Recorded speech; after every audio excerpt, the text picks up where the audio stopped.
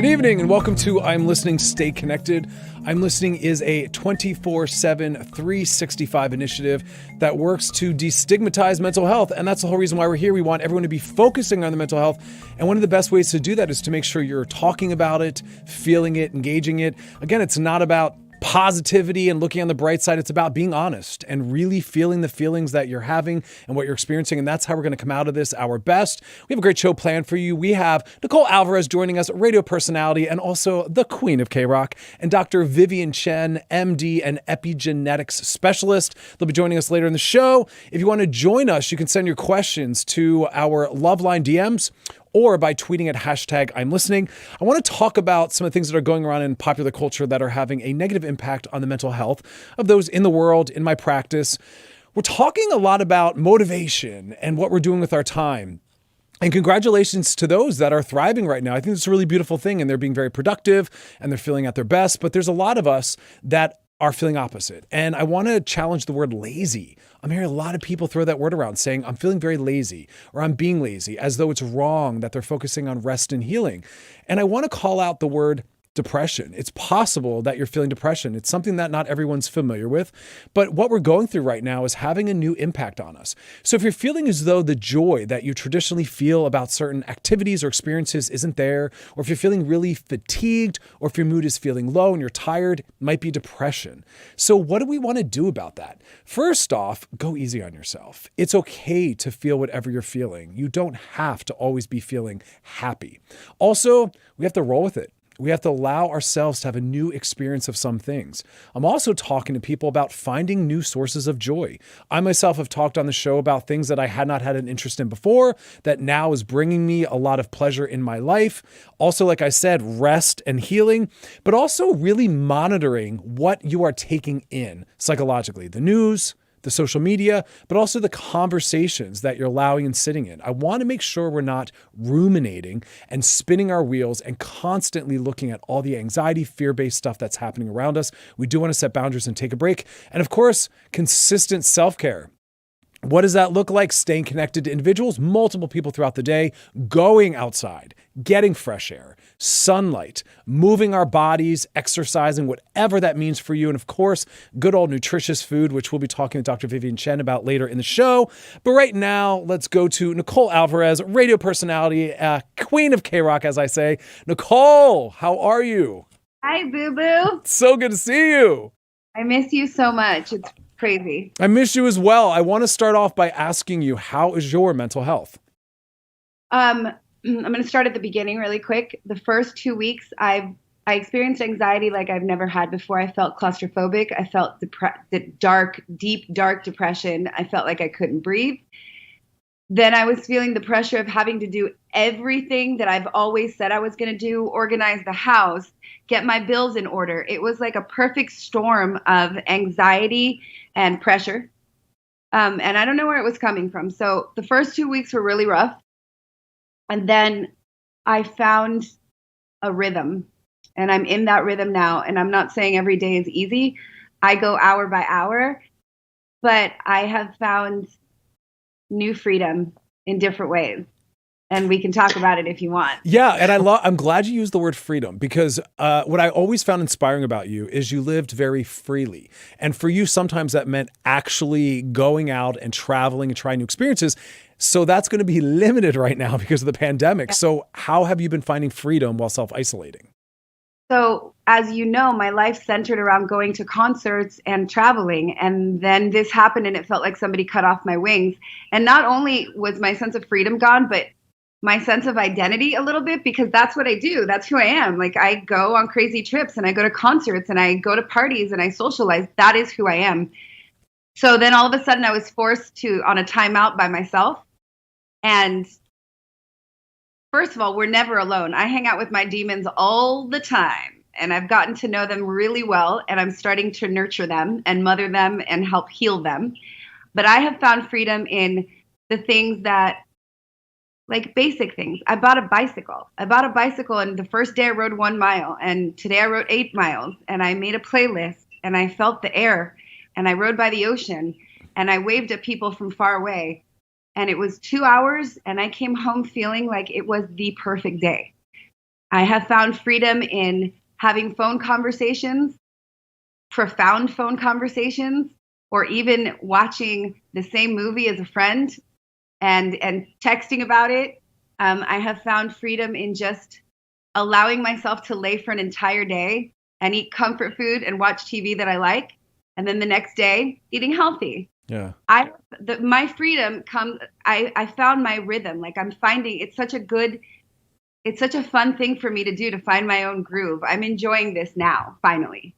And I like that use. Like, it's a new groove, right? We can't necessarily look to have the same coping mechanisms or outlets we had before. They might be different. But I want to go deeper into something you said about coming in contact with your demons and encountering them, because a lot of people are using words like stay positive, find the silver lining. And I don't know that that's honest or real for a lot of us, because some of us are sitting for the first time with ourselves in silence without the distractions, and things are coming up. So how are you finding peace with what you're encountering?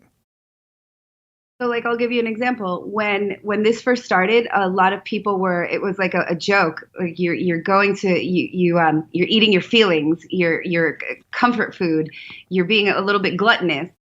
And I realized that I have a problem with that. Like, I have a problem with, like, my if I had a whole pizza, I would beat myself up for the next few hours. Like, I felt disgusted by myself, and I realized that is something I need to address. It's okay for me to indulge every once in a while. I allow myself a balance of, if I go outside the lines for one day, it's okay. And then I find a way to discipline myself the next day. And that's what I'm talking about, rhythm.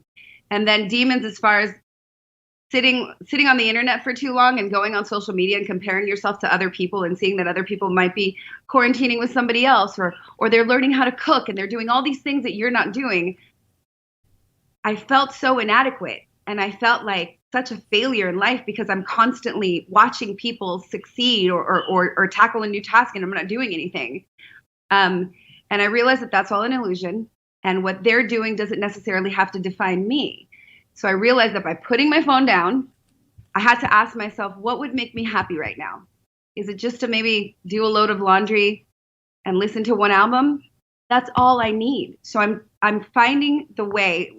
My peace is coming from giving myself what I want and need, not for other people, because it's what Nicole really wants and needs.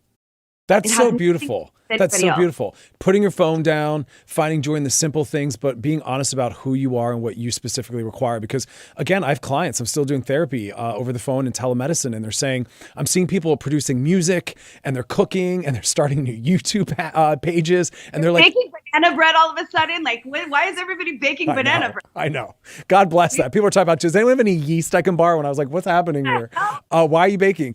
But also, let's talk about the fact that you're a parent. And so you're not self-isolating at home. You're a parent. You're also working from home. So talk to us about that. And for others that are struggling to pull all that off, what tips would you offer them?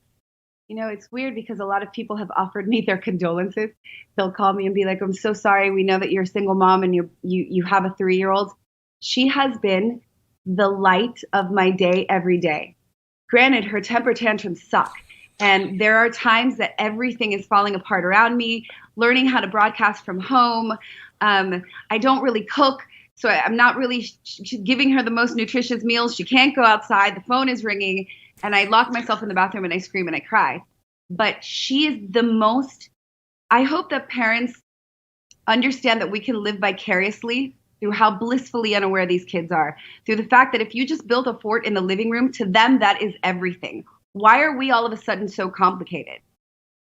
They are such simple little creatures. All they want is love and a little bit of adventure. And we have that right here. So to me, it's urging parents to stop being parents and give yourself permission to be a kid with your kid, and find ways to make your house fun or your backyard, and do the things that you wanted to do when you were a kid.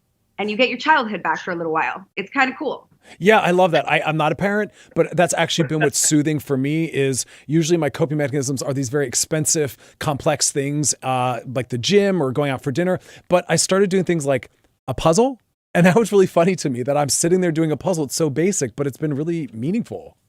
It's because we become such complicated creatures. Complicated is dangerous. I understand complex more than complicated.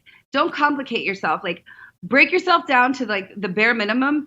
Remember what you liked to do when you were 7, when you were 12. Try that for a second.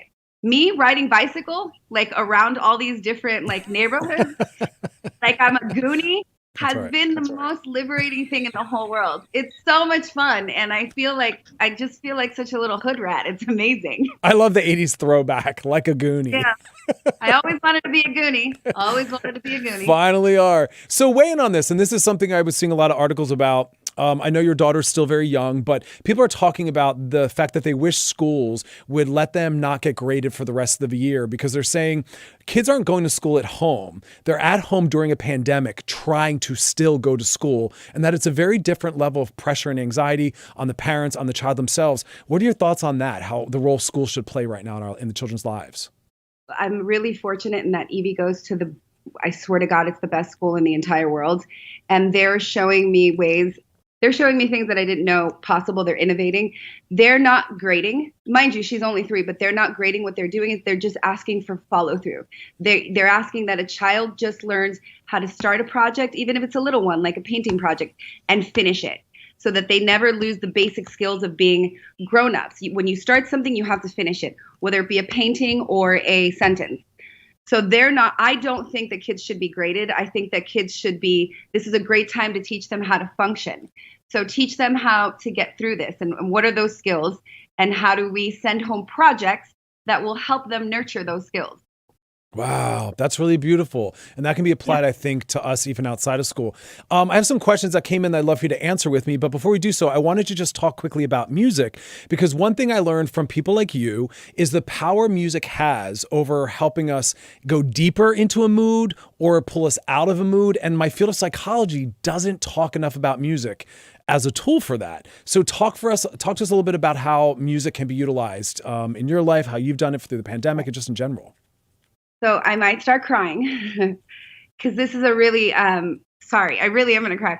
This is a great subject, because the thing that has saved me throughout all of this has been music. When I'm at my lowest, when I'm feeling so sad, I put on a song that literally grabs me by my collar and pulls me back up. And then I'll play another song that reminds me to stand tall. No, stand taller. And then there's another song that allows me to be sad, but it's almost like it has its arm around me. So music has been everything for me. And what I do is, when Evie's asleep in the quiet of the night, maybe I smoke a little bowl, medicinal, of course. And I lower the lights, I put on some candles, and I make a playlist for a friend. And I send my friend, who I know, songs that I think he or she might love. And then I create one for myself. And then I get lost in albums. Like, I never really knew Bob Dylan, so I've been listening to Bob Dylan, researching while I'm listening to him, and just diving into that world. It's been literally everything for me. That's such a beautiful tool. All right, you have some questions that came in I'd love you to answer with us. This came in for you. This question asks, best music for being isolated. I'm looking for some uplifting stuff. What do you say? God, you need to follow me on Spotify. I have the greatest dance playlist. A lot of people are making playlists that are like the depressing songs of isolation, like I'm so alone songs. I am not doing that.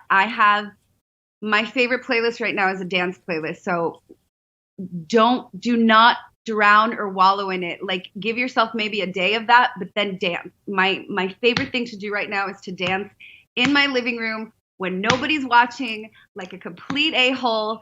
For example, Madonna, Into the Groove, Lady Gaga, Just Dance. Put those on and let them do what they do.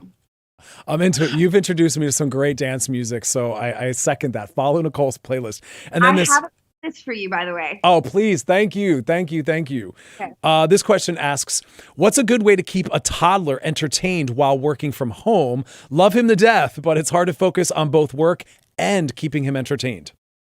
I'm not a big fan of like TV or anything. Do anything and everything in your power. If they want the TV, give them the TV. If they want a tablet, if they want a phone, do whatever you need to do to work, because you need your job to survive, and we'll deal with it later. But honestly, whatever it takes, a lot of painting projects, if you have like a little backyard area or anywhere outside that can get messy, anything with paint, they can make Play-Doh, glitter, whatever. Love it. Nicole Alvarez, thank you so much for being a part of our show. I miss you. I love you. I miss you. I love you too. Be well. We'll talk soon. Bye, baby. I love that. I mean, what I heard in that was just so much truth, a lot of care and compassion, and that's what I want people to walk away with. Our mental health and coming out of this pandemic and the self-isolation with ourselves intact as much as possible is going to be rooted in just being honest with what you need, but more importantly, also leaning out of advice or things that aren't really bolstering or supporting the best in you. So just check in with yourself. Coping mechanisms are supposed to be things that leave us feeling better or at least neutral, but not things that are making us feel worse. And if you're at home with children or their family members, we're practicing just letting things go. All right, if you want to join the conversation, you can send your questions to our Loveline DMs or by tweeting it at #I'mListening, and we'll be answering those throughout the show and all week. This question came in and it asks, I'm feeling extremely anxious from spending so much time inside.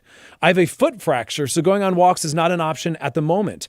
How can I ease the anxiety of being immobile when exercise is usually my go-to? Well, I hear two questions in that. Your inability to access the outdoors, but also movement. And now I'm using that word specifically. Exercise has a certain connotation, and right now what our bodies need is movement. And that might not be moving your legs, but you can move your upper body. We just need movement, getting the blood flowing, getting our heart rate up, so you can use the parts of your body that are still mobile. Also, not everyone can go outside. You have an inability to get yourself maybe down the stairs or outside or whatever it is. I've spent some time sitting in my windows, just looking out, letting the sunlight come in and hit me, opening the windows in my home to get fresh air, listening to the sounds of the city, just looking out and seeing other human beings move through the world. Those are some of the things that are going to really give us what we need mentally and psychologically. So got to get a little creative, but we all have access to some of those things. All right, now we're going to be talking with Dr. Vivian Chen, MD and epigenetics specialist. How are you? Welcome to the show. Thank you for having me. I'm doing very well. Yeah, thank you for being a part of this. I have a lot of questions for you because there's a lot of information getting slung around, but I wanted to ask you something broad to start with. Just a little conversation about immunity and food. What are the things we need to be considering? Right. So there are two ways to approach it. One is to provide our body with nutrients that the immune system needs to perform at its optimum level. So those are nutrients like vitamin A, C, D, E, selenium, zinc. And then the other thing is to reduce inflammation. So through food, sometimes we can increase inflammation in our body, and we want to be mindful of the level of inflammation in our bodies right now, because that can detract away from our immune system and prevent it from functioning optimally. So inflammation, you think, is one of the key center points for us? Yes, because as we understand right now, most of the mortality actually comes from too much inflammation. So it's not so much that the virus is causing the mortality, it's what our body is doing to us. So our body is doing the right thing by activating the immune system when the virus first comes into our body.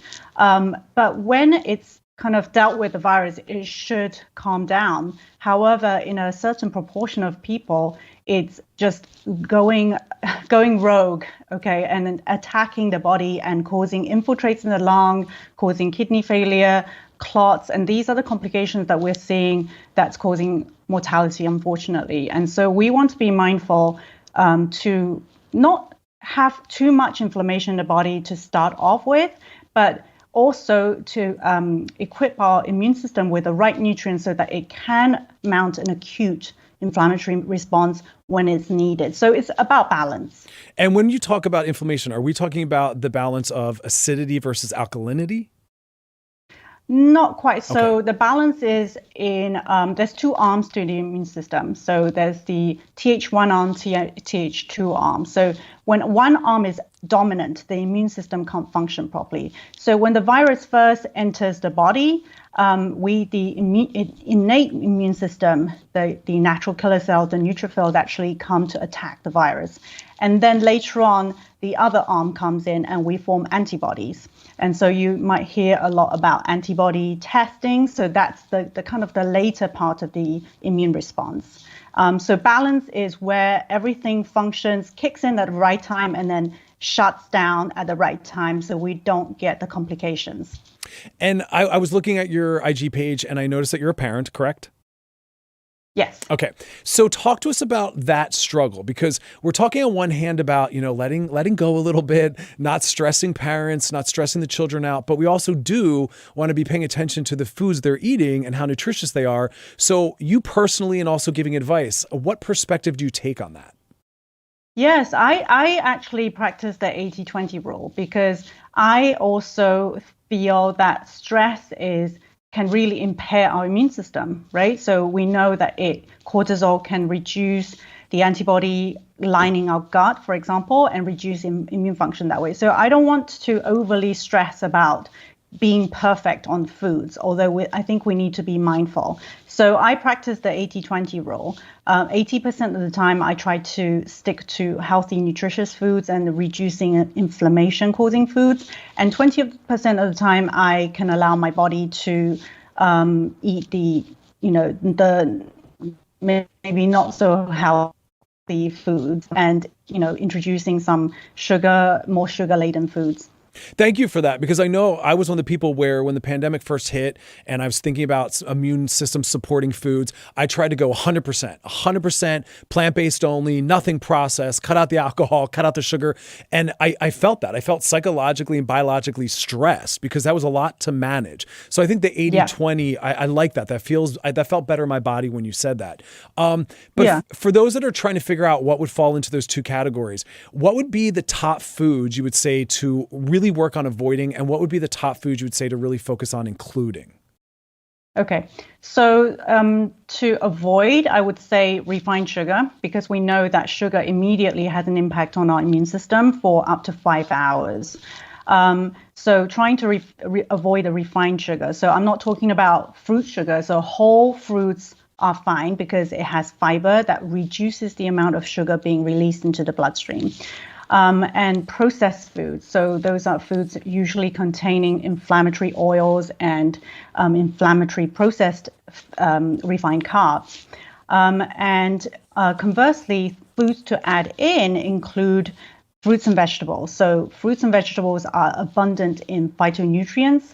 And we know there's actually preliminary studies showing that flavonoids, which are abundant in fruits and vegetables, may actually reduce viral replication. Now, this is not conclusive in clinical research yet, so I'm not saying that eating fruits and vegetables is going to prevent you getting COVID-19 or to fight it, but these are foods that are great for longevity and long-term health anyway, so why not incorporate more of those? So higher fiber foods, phytonutrient foods, so lots of plants and nuts and seeds. So earlier, going back to earlier, the nutrients I was talking about, vitamin C, those are in your citrus fruits, bell peppers, broccoli, vegetables, and your minerals like selenium, zinc, those are in nuts and seeds. So getting a variety, a broad variety of plants into your diet at this time, I feel, is really important. And I think what's great is going out into the supermarkets, those are the foods that are still widely available. It's a lot of the processed foods that are emptied off the shelf. So if we were to stick with what you're saying and just kind of do the perimeter of the supermarkets, all that food is there. Exactly. Yeah, exactly. Shop the periphery. That's what I say. Beautiful. All right, we have some questions that came in that I'd love for you to answer with us. This first one asks, how do I know if the rashes, like some dry itchy patches on my skin, are from stress or what I've been eating? Is there a way to know? Well, I think those two are actually interlinked, right? Because stress actually can trigger off the immune response that manifests as a rash. And food sensitivity can actually trigger off stress response in the body. So it's actually really difficult to tell the chicken and egg situation.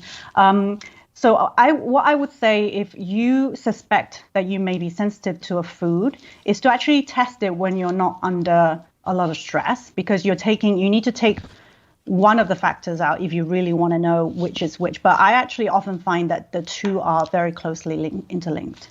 Beautiful. And this one asks, I've read a lot about foods that are good for the immune system, but what are the foods that are bad for it? We talked about that a little bit. And then also asks, do you think nightshades should be avoided? That's an interesting thing to throw in. Yes. So we talked about the processed foods, Right. the refined sugar, and maybe even alcohol, but a little bit here and there is Careful. not going to be You're going to too upset a lot of tempting. people with that one. Yeah, I know. The alcohol one is not popular, but I think the nightshade question is very interesting. There's a lot of people talking about nightshades, lectins. Now, there is a certain group of people who may be sensitive to nightshades, and particularly those with autoimmune diseases. But not everybody with autoimmune disease are sensitive to nightshades. So again, I would say it's individualized, and you need to test it. Beautiful. And just again, thank you for the work you're doing, because I'm trying to get more people to focus on the intersections of mental health and nutrition. And I see your work bumping into some of that. And also I'm team plant-based. So I was happy to see you support that as well. Yeah, so good Absolutely. to know. And today is Earth Day. No better day to go plant-based today, right? A diet that's good for our health and good for the health of our planet too. Amen to that. 17 years plant-based myself here. So Oh, amazing. Yeah. That's why you look so good. thank you. Thank you so much, Dr. Vivian Chen, for being a part of our show. Have a great night. Thank you so much for having me. Be well. Bye-bye. And I love that. Again, there's a lot of things that we're stressed out by. There's so many things for us to focus on. I love what Dr. Vivian Chen said about 80-20. It's all about giving ourselves a little bit of a break. We don't want to overstress ourselves.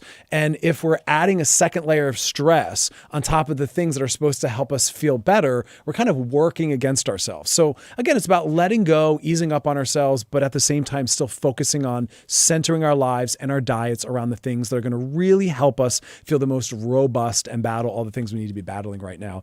All right, if you want to join the conversation, you can do so, by tweeting at #I'mListening or by sending your questions to the DMs on our Loveline IG page. This question asks, I keep waking up in the middle of the night to munch on snacks and I have no control over it. Have you ever heard of someone sleep eating? How do I prevent it? Sleep eating is something that's a little more common than you'd expect. Often it's related to our blood sugar dropping, and sometimes that comes from having not eaten enough throughout the day. And so a lot of individuals battle that by making sure they're eating every couple hours, eating all the important food groups, and sometimes eating not too close to bedtime, but also not going to bed hungry. Also having more nutritious options available can make people feel a little better when they wake up, because some people are saying they're snacking on high sugar foods while sleep eating and then waking up with a little bit of a hangover from that. So pay attention to that, zero in. Another question. This one asks, been having dark thoughts, and I want to know if there's a way to sort of mold the mind to be in a more positive state. I'm a big fan of paying attention to all the things we're bathing our psyches in. Our mental health is on the receiving end of all the different things we look at, talk about, listen to, the conversations we have. So the way we can change our thinking and make it more positive is by surrounding ourselves with more positive conversations, more positive messaging, and also more positive things on our social media. I'm a fan of letting us encounter all emotions. I don't believe that there's negative emotions, positive emotions. We want to be able to feel and encounter them all, but I understand not wanting to necessarily always ruminate and live in more of the negative, dark thoughts. So that's my subscription to that one. This question asks, what's the best way to tell someone that it can't be there for them every 24/7? I have an anxious friend that calls me multiple times a day to talk her down from a freak out, but it's too much at this point. Well, I'm glad you're looking out for yourself. Our mental health is determined by some of the energy and the emotions of those around us. Emotions are infectious, and part of self-care is limiting our exposure to some of these more problematic, triggering conversations. So I think boundary setting is important. It's important that you do that, and your friends should lovingly respect that. So what you just let them know is, hey, I'm here for you. Right now might not be the best time. Give them another time when they can reach out.